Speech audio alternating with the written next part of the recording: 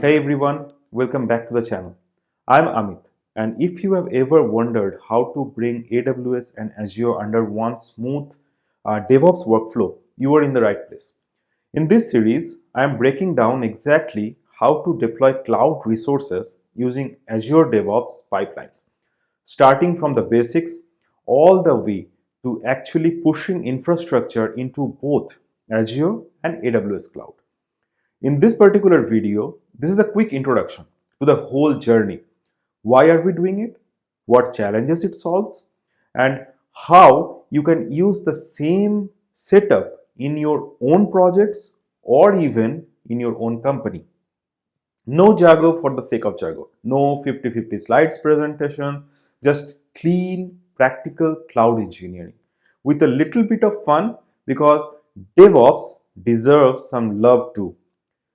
So if you are someone who works with multi-cloud or you are exploring CI/CD automations or you are simply want to see how real-world cloud engineers build pipelines, you are going to enjoy this. So let's get on it. So in a nutshell, what are we going to do? So we are going to deploy one Azure and one AWS resource using Terraform with Azure DevOps. So we will deploy a simple Azure VNet and an AWS S3 bucket using Terraform. So we will use infrastructure as code using Terraform, and we will deploy all of this using Azure DevOps. So the thing is, why Azure DevOps, or what is the benefit of using it? That I will go to the next slide. But if you are a cloud engineer or a DevOps enthusiastic or just curious about how a multi-cloud deployments works, so you are in the right place. Over the next couple of weeks, we are going to deploy those resources using Azure DevOps. So the next one is, what is an Azure DevOps, or what is the benefits of using this Azure DevOps? So first of all, it is a cloud-based DevOps platform. So if you are familiar with DevOps, then you know how it works, right? So it is a development and operations together. If you are familiar with AWS platform, you know AWS have a different mechanism of a DevOps platform, DevOps tools like, for example, code build or code pipeline, and they are going to deploy your resources into the cloud. Similarly, Azure have a DevOps concept. So you can create your own pipeline, you can import the repository, you can create the repositories there, and then you can deploy your resources with Azure DevOps or Azure pipelines. The next one is, it supports multiple language and the multi-platform project. So what does it mean? So you can have your own language platform, for example, Java, Python, .NET. You can write your code in any of the languages, and then you can deploy your resources to any of the cloud, for example, Azure, AWS, or Google Cloud. So isn't it fantastic? So you have a so Azure DevOps supports the multi-language and multi-platform projects. In this particular series, we will do it with Terraform, and we will deploy the resources in Azure platform, and we will deploy one resource in AWS platform, both with Azure DevOps pipeline. Also, it has couple of core services.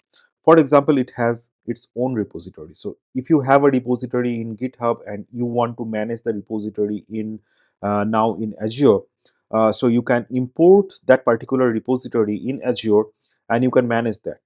You can change the code, you can deploy it directly from your Azure repository.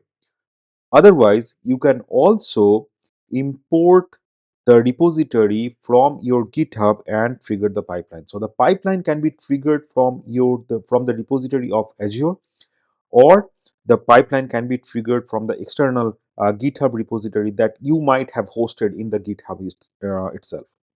Also, it has a very nice feature of Azure board. So if you are familiar with the agile platform of working, for example, Jira, Confluence, if you have already worked with Jira board, you know how it works. So similarly, Azure have present Azure have a capability of doing that with you can do it with Azure board. So it is a similar functionality.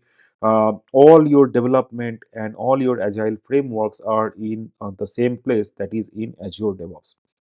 This is a very nice feature to have. The fourth point is you can deploy your pipeline as a code. So it has a, you can build a nice YAML template which will be converted to your pipeline, and then the pipeline you can trigger on your main branch or feature branch, or you can do branch policies and then trigger the pipeline. So this is a very nice feature. So in this particular series as well, we will deploy the pipeline, or we will create couple of pipelines which will be triggered on particular policy branch policies. We will also deploy a couple of branch policies, and then the pipeline will be triggered as soon as you commit your code either to your Azure repository or your GitHub repositories, and then it will be, and the resources will be deployed. Next, it integrates with Terraform, Docker, Kubernetes, and more. So if you are familiar with Docker or Kubernetes and you want to deploy your code to maybe AWS, to maybe Azure, then Azure DevOps is your friend. So you can have your infrastructure code as Terraform, as we will do in this series, and then you can deploy the Terraform infrastructure as code through Azure DevOps to your particular cloud native services or to your particular providers. Then the next part is the project overview or the goals, like what we will do in this particular project. So first of all, as I said, we will import a repository. So our two repository actually hosted in GitHub. So for the first one, where we will deploy the Azure resources, so that repository we will import directly into the Azure. So I can show you that it can be done. Then the repository we will edit it in the Azure DevOps itself. So if the repository, so whenever we will import the repository into Azure, then we will create a trigger. So that particular repository will then trigger a pipeline. So we will create a pipeline in Azure DevOps. So our Azure repository will trigger the pipeline, and then the pipeline will deploy Azure resources.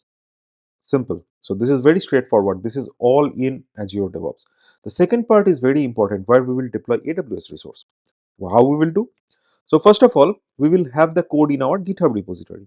So we will not import the repository directly into Azure. Rather, what we will do, we will create a pipeline trigger directly from the GitHub repository. So we will set up a service connection for the GitHub, and then from the GitHub, we will trigger the pipeline, and then the pipeline will deploy resources to the AWS cloud platform. So both of these, as I said, I will give you the test of both. How can we deploy from an external repository? How can we create, or how can we create a trigger for our Azure DevOps pipeline from an external repository and an internal repository, and then deploy resources, whether it is in Azure or whether it is in AWS. So this is the both functionalities you can have, and then you can try the functionalities based on your requirement or the your project requirement, whatever you have. So the next part is the required setup. What do you need to follow me through this tutorial? So first of all, you need one Azure account. So Azure account, I hope you already have a Azure account. If you don't have Azure account, so please go to these two portals. One is for Azure portal, Azure console, which is portal.azure.com, and then you create your Azure account there, and then you can access the Azure portal. And the another one is dev.azure.com, where the DevOps of the Azure is situated. So you also need to create this account. And as you know, this is a weekly series. So the next part of deploying the resources into Azure will come on the next Monday. So you have 1 week of time. You go to this two portal and then request for those two access. It is very easy. You will get the access within 1 or 2 days maximum. Then these two access is very much needed. As you are already following through my videos, so I hope you already have an AWS account, and if you don't, then please go to this URL and create an AWS account. This is also very fast. You will get the account within 1 day. Next part is the service connection for Azure and AWS. This we will go through in details, in depth in on those two lectures where we will deploy resources in Azure and AWS, how service connection works, and what is the idea behind doing the service connection, and what is the steps a service connection need to have. So we will go through this one in detail. You do not need to give permission, or you do not need to create the service connection before the series. So this we will do together.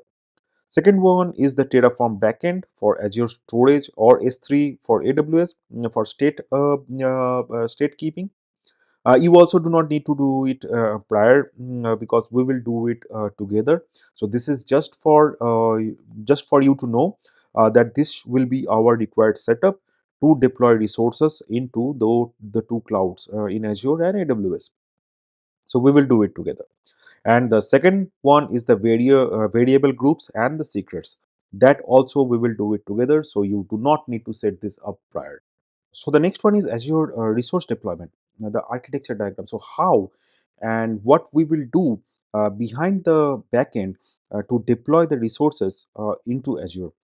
So as I said, so first of all, the repository, right? So as I said, we will import the repository into Azure. So our repository is inside the Azure DevOps. And then whenever we will do a commit, or we will do a pull request to that particular repository, then the pipeline will be triggered. So the pipeline trigger will happen whenever we will do the pull request.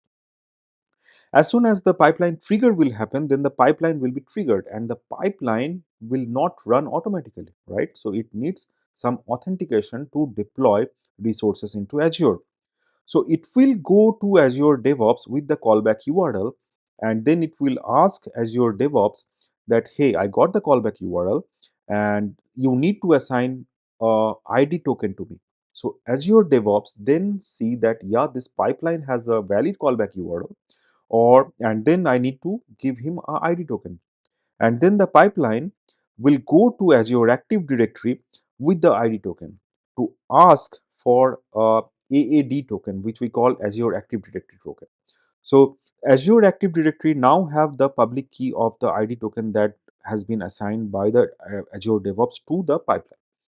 So then the Active Directory will go to the Azure DevOps, and it will show him the public key that it got from the pipeline, and it will ask it ask it to check the public key if it is valid or not. How it will check? So the authentication mechanism actually defines with if you do a app registration in Azure, so you can assign a client secret or client ID, or you can do federated identity. So what we will do in this series, both for Azure and AWS, in a more secure way, is deploy resources with federated identity, not with client secret and the client ID. So we will do so. Then the Azure DevOps will get the federated identity token, and it will give the Active Directory will give back the token to our pipeline. So as soon as the federated identity is validated, then the Azure Active Directory token is validated, then the pipeline will get the token. And as soon as it get the pipeline, then it will deploy the resources to Azure.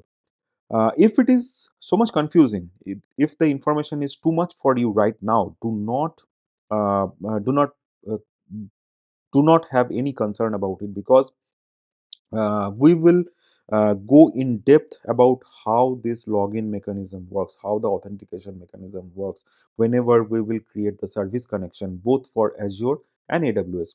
So don't bother about it if you don't understand everything right now, because this is a overall architecture diagram. This is an architecture diagram how this is works, but in detail, in depth, how it is actually working in behind the scene, and what are the steps, all these 6 steps, and how it triggers, we will go through each and individual steps separately in both the lessons, in both for Azure and AWS.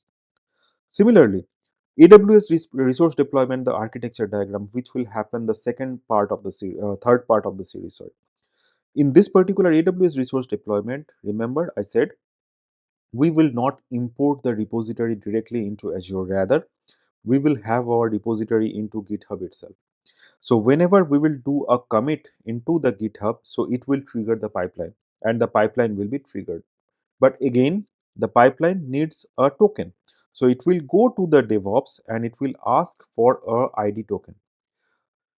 Now the service connection comes into picture. So before doing any kind of deployment, we need to create the service connection. So Azure DevOps will then assign a particular ID token to the pipeline, and then the pipeline will go to the federated identity that we have set up as a service connection with that ID token. And then the federated identity or the AWS STS service will validate the ID token with Azure DevOps, and then it will get a token back to the pipeline, and then the pipeline and then the pipeline will have the token from the STS AWS STS service, and then it can deploy resources to AWS. Again, please do not please don't be bothered if you don't understand the whole concept right now, because we will go we will go through each and every concept later in the part where we will deploy resources into AWS. All the authentication mechanism, how that works, all the 6 steps, and when the token is generated, how the token is getting backed up, feeding in the pipeline. We will go through each and individual details in details whenever we will deploy in AWS resources. This is a overall architecture diagram. This is just to let you know that we will do it with the federated identity, not with any AWS user or with any kind of client secret or secret kind of thing. We will do it with federated identity or with the trust relationship between AWS and Azure organization that you will create. So this is just an overall architecture diagram. Don't be bothered if you don't understand or if you don't get all the pictures right now. We will go through it in details. The next part is the helpful resources. So I have given couple of sites here to learn Azure DevOps. If you don't know about it, so you can go to the links and then learn about it, about the Azure DevOps and how the AWS works. AWS also gives you AWS documentation also give you some kind of Azure DevOps platform information, how the service connection work and how what is the requisites that you need to follow to make the service connection or to make your resources deployed into AWS via Azure DevOps.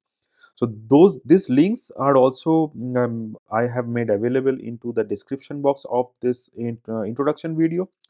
You can go to the description of this video and take out the links and go to the links and read it through before the first part of our series, which will come next Monday. The next one is the contact information of mine. So if you have any doubt, you can mail me in this mail ID, or you can also go through this LinkedIn ID and then check it out, or you can directly message me there if you face any kind of issues related to the series or related to the part, whether it is AWS or Azure, and you can just mail me or contact me directly there in LinkedIn. I will try my best to um, answer you as soon as possible. So that's it. So I hope you enjoyed this video and thanks for watching. We just scratched the surface today, but the next episodes will go hands-on with real code and pipelines. So if this video helped you, don't forget to like, subscribe and share it with your team, and see you in the next one. Till then, take care and goodbye.